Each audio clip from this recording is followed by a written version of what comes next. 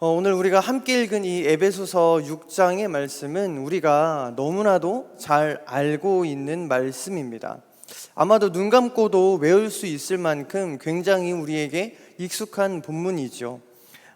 강단에서 참 많이 선포된 말씀이기도 합니다. 제가 어릴 때도 이 말씀으로 지금 아이들이 성경학교를 진행하고 있는데요. 저 때도 제가 어렸을 때도 이 성경학교를 이 말씀 주제를 가지고 했던 기억이 있습니다. 그때 특별히 제 기억 속에 남는 한 가지가 있는데, 그때 당시에 이 하나님의 전신갑주라는 그 제목을 가지고 진행을 하는데요. 선생님들께서 참 많이 고생하셨던 것 같아요. 그 여러 가지 부분들이 있지요. 여러 가지 진리의 허리띠, 의의 호심경, 평안의 복원의 신발, 믿음의 방패, 구원의 투구, 성령의 검, 이 6가지를 그 하나하나 다 제작을 해주셨던 기억이 납니다. 그래서 우리 아이들이 하나씩 입어보면서 그 의미를 되새겼던, 그 의미가 무엇인지 하나씩 공부했던 그런 기억이 있습니다. 그래서 저는 참 그때 되게 어린 나이였어요. 한 초등학교 정도 되는 어린 나이였는데, 그때 그 하나님의 전신갑주를, 눈에 보이지 않는 그 하나님의 전신갑주를 모형이지만 그렇게 하나씩 입어가면서 의미를 깨달으면서, 내가 눈으로 보는 것이 다가 아니구나, 영적인 세계가 분명히 있구나라는 것을 깨달았던 참 어린 나이였지만 그 기억이 저에게 있습니다. 이처럼 우리 그리스도인들은요, 예수 그리스도를 주로 영접하는 순간, 또 하나님을 믿는 그 순간부터 영적인 세계에 눈이 열려진 사람입니다. 우리는 육신의 눈만 뜨고 있는 것이 아니라 영적인 눈, 믿음의 눈을 뜨인 사람들인 줄로 믿습니다. 그래서 이 말을 우리가 영적인 눈을 띄었다, 또 믿음의 눈을 갖고 있다라는 것을 바꿔서 이야기해보면 우리가 하나님의 군사다 라는 것으로 말할 수 있습니다. 그렇습니다. 하나님께서는 우리를 하나님의 거룩한 군사로 부르셨습니다. 영적으로 어두운 이 세상 가운데 빛과 소금의 역할을 감당하고, 이 교회가 정말 감당해야 할 여러 가지 사명들을 우리에게 맡기신 줄로 믿습니다. 그래서 우리는 이 어두운 세상 가운데 하나님의 군사로 부르심을 받고, 이제 우리는 주님의 빛을 비추고 영적으로 죽어가는 사람들을 살려야 하는 사명이 우리 가운데 주어졌습니다. 그래서 우리가 섬기고 있는 이 충주 남부교회는요, 유람선이 아니라 구명 보트가 되어야 합니다. 정말 죄악의 파도에 휩쓸려서 떠내려가는 저 죽어가는 영혼들을 향하여서 그 한 영혼을 향한 애타는 주님의 마음을 품고 구명보트가 되어서 한 영혼이라도 살리는 귀한 구명보트가 되어져야 할 줄로 믿습니다. 그래서 정말 한 영혼이 천하보다 귀하다 말씀하신 그 주님의 말씀에 아멘으로 순종하는 여러분이 되시기를 소망합니다. 그러면 우리가 하나님의 군사로 부르심을 받고 우리가 영적인 구명 보트에 올라타서 죽어가는 영혼들을 구해야 하는데, 그 사명이 오늘 우리 가운데 있는데 우리에게 당면한 것이 한 가지 있습니다. 그것이 무엇이냐면 우리가 살아가는 매일매일이 영적 전쟁 가운데 있다라는 사실입니다. 우리는 이 사실을 결코 잊어서는 안 됩니다. 우리가 영적인 눈이 띄어지고 믿음의 눈을 갖고 있다라고 이야기하는 순간부터, 또 예수 그리스도를 주로 고백한 그 순간부터, 하나님을 우리 마음에 모신 그 순간부터 영적으로 어두운 세력들은 우리를 잡아삼키고 넘어뜨리려고 하는 그 모든 영적인 전쟁 상황임을 우리는 반드시 기억해야만 합니다. 우리가 이것을 기억하지 않으면 우리는 우는 사자처럼 다가오는 그 영적으로 어두운 세력을 우리는 분간할 수가 없습니다. 영적으로 분별할 수가 없어요. 우리가 매일매일이 영적 전쟁이다라는 사실을 우리는 분명히 깨달아야만 합니다. 그래서 우리에게 다가오는 고난들, 어려움들, 그것들이 그냥 하나의 세상에서 다가오는 그냥 하나의 어려움이 아니라 영적 전쟁이다라는 사실을 이 예배 시간에 분명히 깨닫게 되어지시기를 바랍니다. 그래서 우리는요, 영적 전쟁 가운데 있는 하나님의 군사입니다. 그러면 우리가 취해야 할 것은 무엇입니까? 바로 하나님의 전신 갑주입니다. 군인이 전쟁에서 무장하는 일은 너무나도 중요한 일입니다. 총을 들고 머리에 헬멧을 쓰고 또 필요한 모든 것들을 착용하는 것은 너무나도 중요한 일이지요. 영적으로도 마찬가지입니다. 우리는 영적 전쟁 한가운데 있기 때문에 영적으로 무장해야 합니다. 악한 세력이 우리를 넘어뜨리지 못하도록 우리는 반드시 영적으로 무장해야 합니다. 그래야 우리가 우리에게 맡겨주신 사명을 또 사역들을 또 교회의 봉사와 일들을 잘 감당할 수가 있는 것이지요. 그래서 이것은 너무나도 중요한 사실이기 때문에 이 에베소서 6장 전체에 이르러서 또 우리가 함께 읽은 이 본문에서는 계속해서 수차례 권면하고 있는 겁니다. 바라건대 우리 모두가 주님께서 부르신 하나님의 군사임을 깨닫고 하나님의 전신갑주를 취하게 되는 저와 여러분 되시기를 소망합니다. 그런데 오늘 우리가 이 시간에 한 가지 주목해 보고자 하는 것은요, 우리가 잘 아는 이 하나님의 전신갑주를 입으라 라는 말씀 앞에 기록되어져 있는 말씀입니다.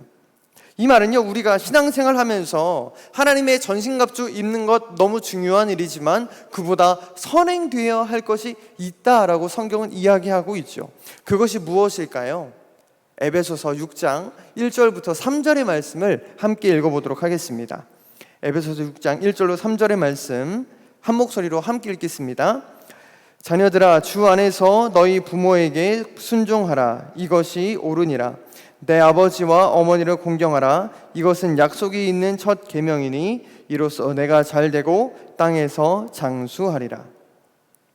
우리는 보통 이 에베소서 6장의 말씀이다라고 생각을 하면요, 우리가 함께 읽은 이 우리 오늘의 본문 하나님의 전신갑주를 입으라라는 생각이 가장 먼저 떠오릅니다.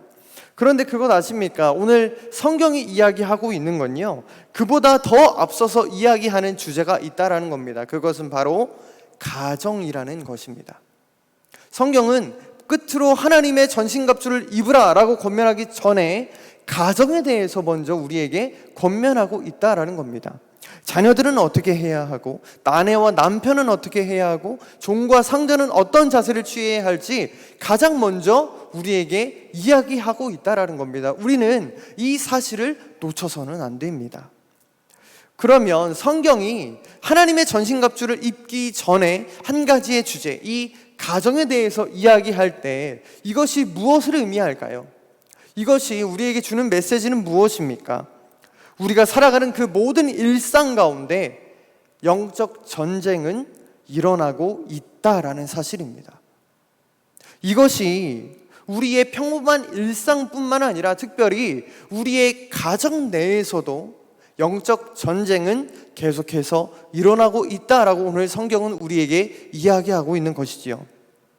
다시 말하면 우리가 예수 그리스도를 믿는 그리스도인으로서 전신갑주를 입고 영적인 전쟁 가운데 영적인 전쟁 한가운데 있다라는 것을 인지하는 것 너무나도 중요하지만 그보다 더 중요한 것은 그 전쟁이 우리 가정 가운데에도 일어나고 있다라는 사실을 우리는 깨달아야만 하는 것이지요.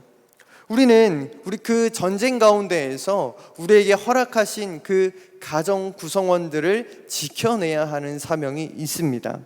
아내와 남편을 지키고 자녀와 또 부모와 자녀의 관계가 무너지지 않도록 우리는 늘 조심해서 우리 가정 가운데 일어나는 그 전쟁을 주시해야 한다라는 사실입니다.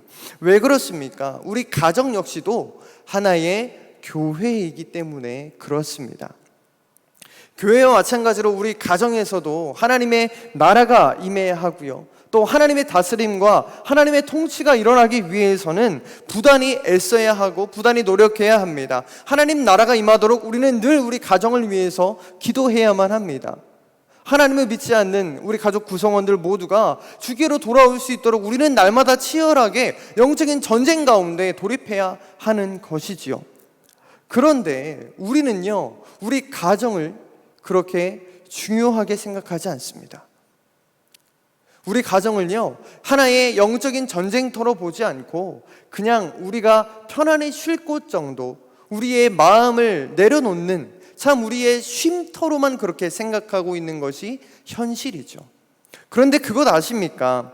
우리 대적 사탄, 가장 먼저 무너뜨린 곳이 어딘지 아십니까? 바로 가정입니다. 가정은 하나님께서 세우신 최초의 공동체이기 때문입니다.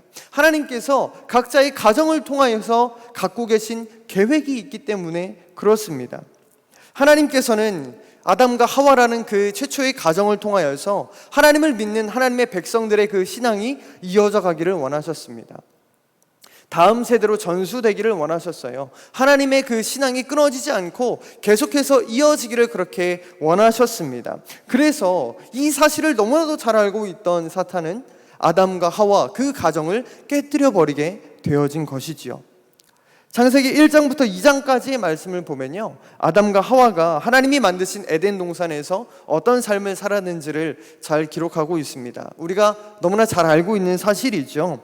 그들은 둘이었지만 한 몸이었고 연합된 공동체였고 하나님께서 보시기에 참으로 아름다운 하나의 가정이었습니다. 그들 가운데는 주님이 주시는 평안과 기쁨이 흘러 넘쳤습니다.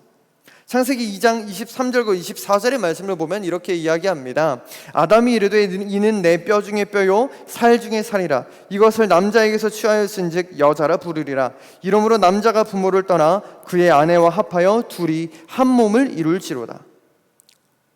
내 뼈 중에 뼈요 살 중에 살이라.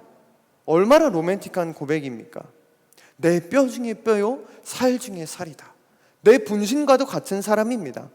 내 몸과 같은 사람입니다. 저 사람과 나는 둘이지만 하나입니다 라고 고백하는 이 아담의 고백, 얼마나 로맨틱하십니까? 우리 각자 아내분 또 남편분에게 이런 고백을 다 들으셨죠? 아멘인 줄로 믿습니다. 네, 그렇게 날마다 사랑 고백을 들으시면서 그렇게 사시는 줄로 믿어요. 근데 이 고백은요, 아담에게 있어서 분명히 진심이었을 거예요.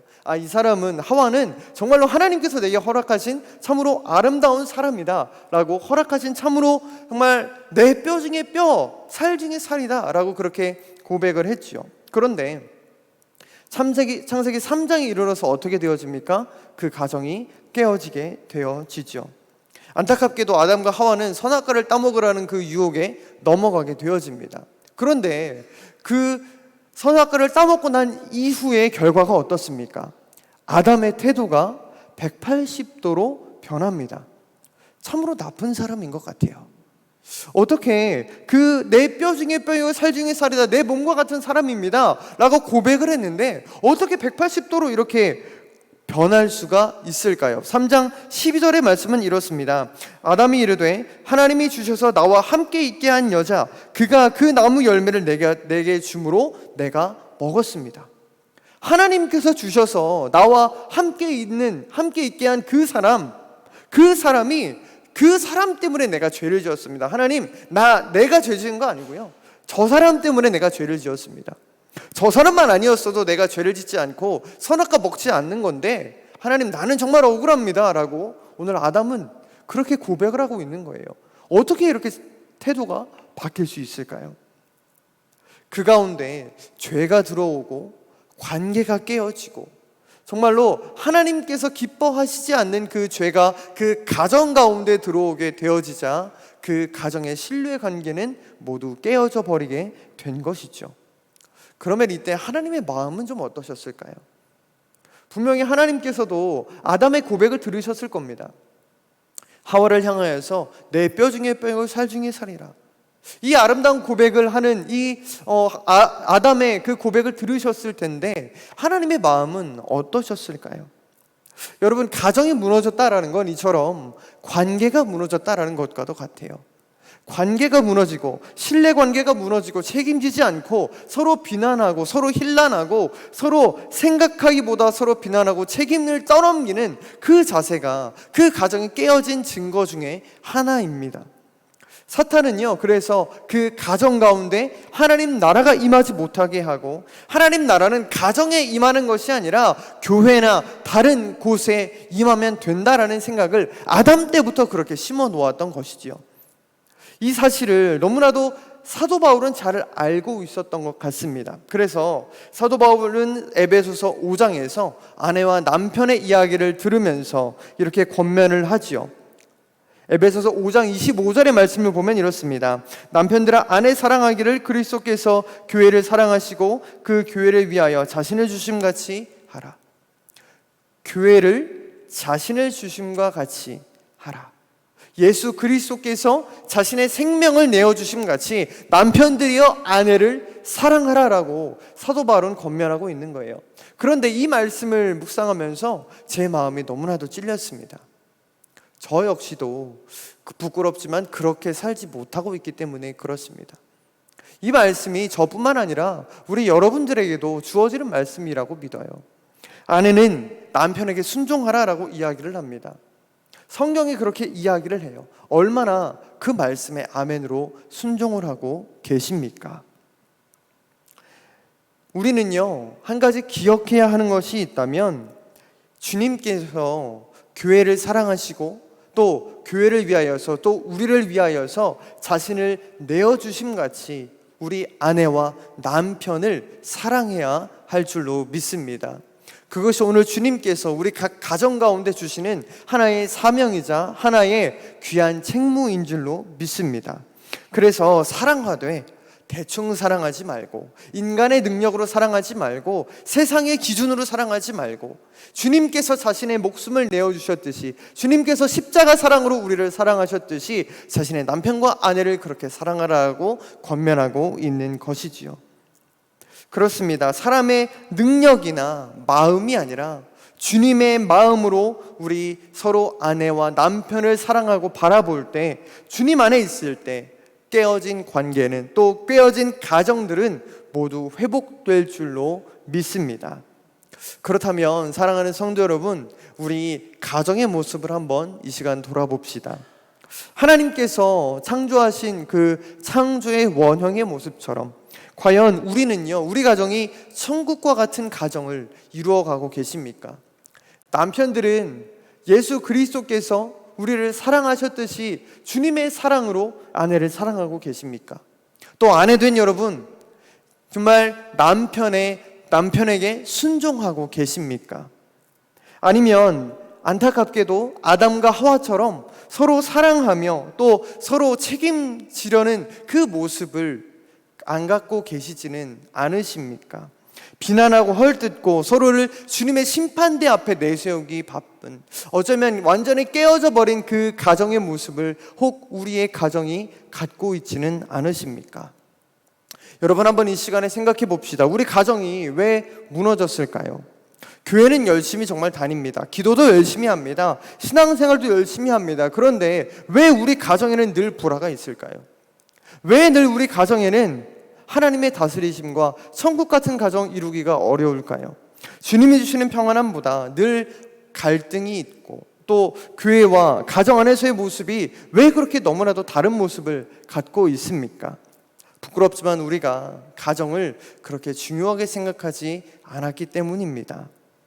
돌보지 못한 이유가 어떤 이유에서든지 상관없이 사탄은요, 여전히 우리를 넘어뜨리려 합니다. 여전히 우리 가정을 넘어뜨리려 합니다. 우리는 그것에 크게 신경 쓰지 않고 살아왔기 때문에 어쩌면 우리 가정은 깨어져 있는지도 모르겠습니다. 사랑하는 성도 여러분, 이 시간 반드시 기억하십시오. 가정은 하나님께서 세우신 최초의 공동체입니다.